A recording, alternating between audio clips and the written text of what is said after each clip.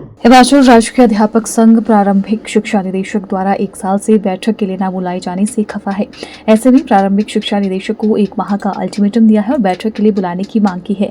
साथ ही संघ द्वारा 1 माह के अंदर बैठक न बुलाए जाने पर निदेशालय का घेराव करने की भी चेतावनी दी गई है।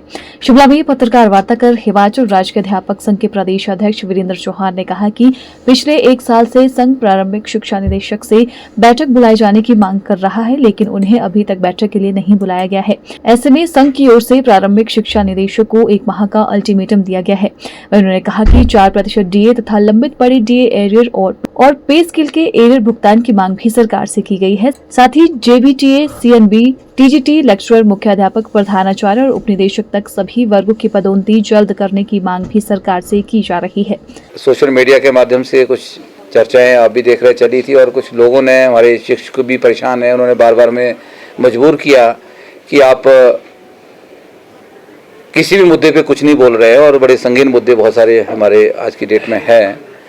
ऐसा नहीं है कि हम बोल नहीं रहे, पर हमने एक जो प्रोसेस होता है, हमारा एक 38 सूत्रीय मांग पत्र हमने शिक्षा निदेशक उच्च को भी दिया है, शिक्षा निदेशक प्रारंभिक को भी दिया है। लेकिन दुर्भाग्य हमारा ये है कि दोनों निदेशक महोदय के साथ या शिक्षा सचिव के साथ हमारी बैठक नहीं हो पा रही 1 साल से, और ये बड़ा ही दुखद है। मुझे समझ नहीं आता कि हमारे निदेशक डायलॉग करने से क्यों बच रहे हैं। अगर आप मुद्दों पे चर्चा नहीं करेंगे तो आप बेहतरी की बात कैसे कर सकते हैं। 38 सूत्रीय मांग पत्र दिया, उस पर चर्चा नहीं होती या बैठक के लिए नहीं बुलाते हैं, तो हम 1 महीने के बाद जो है शिक्षा निदेशक महोदय के कार्यालय में जो है घेराव करेंगे। आपको पता है इस संगठन ने कई नए नए तरीके किए, इससे पहले भी हमने सद्बुद्धि यज्ञ भी किया, निदेशालय में भी किया, विधानसभा में भी किया, मेरी अध्यक्षता में हमने सद्बुद्धि यज्ञ किया। और मुझे लगता है कि उस परिस्थितियों में हमारे को दोबारा से जाना पड़ेगा, मार्क्स नहीं काउंट हो गए। तो ये कुछ प्रॉब्लम उसके अंदर थी, जिसको लेके मैंने अभी माननीय शिक्षा सचिव जो प्रिंसिपल सेक्रेटरी टू सीएम है, हम उनके पास गए थे, वो नहीं मिल पाए तो हमने उनके प्राइवेट सेक्रेटरी को भी मेमोरेंडम दिया है, उनकी डाक फाइल में चला गया, उनको मैंने व्हाट्सएप भी कर दिया।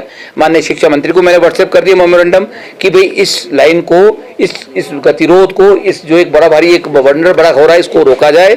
अगर दोबारा से आपने फॉर्म मांगने हैं तो दोनों से मंगाया जाए, दोनों के रद्द किए जाए।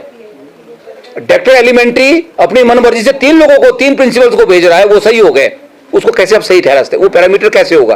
कोई बच्चे तो नहीं है कि आपको एस्कॉर्ट करने के लिए 1 आदमी को 1 टीचर भेजना पड़ेगा। जेबीटी के साथ 1 आदमी, सीएनबी के साथ 1 प्रिंसिपल, टीजीटी के साथ 1 प्रिंसिपल, तो लेक्चर के साथ भी भेजना पड़ेगा। तो ये जो भाई भतीजा बात चल रहा है, ये सही नहीं है। और हम डायरेक्टर एलिमेंट्री से बार बार बैठक के लिए टाइम मांग रहे हैं। 1 साल हो गया मेरे को वहां पे कार्यालय में, श्रीमान जी बैठक के लिए टाइम देने को, तो उनके लिए टाइम ही नहीं हो, बोलते मैं चर्चा नहीं करना चाहता हूं मुद्दों पे। अगर आप चर्चा नहीं करना चाहते तो आप शिक्षा गुणवत्ता की बात कैसे कर सकते हैं? मैं उस कार्यालय में खुद बैठा हूं, मुझे बड़े खेद के साथ कहना पड़ रहा है।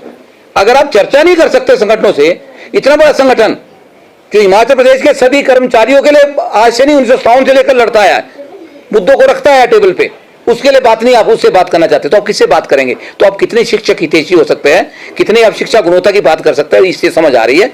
तो हमने 1 महीने का उनको अल्टीमेटम देना है, हम अल्टीमेटम देंगे और 1 महीने तक अगर कोई हमारे मुद्दों का समाधान नहीं होता है या बैठक नहीं होती है तो हम शिक्षा निदेशालय का घेराव करेंगे। एक तो हमने ये बात आपसे आज कहनी थी, और इस बार हम जो है निदेशालय का घेराव करने वाले बहुत जल्दी, क्योंकि जो कार्यप्रणाली शिक्षा निदेशक की है वो सही नहीं है, उससे हम सहमत नहीं है। Bureau report, channel 9, Shimla.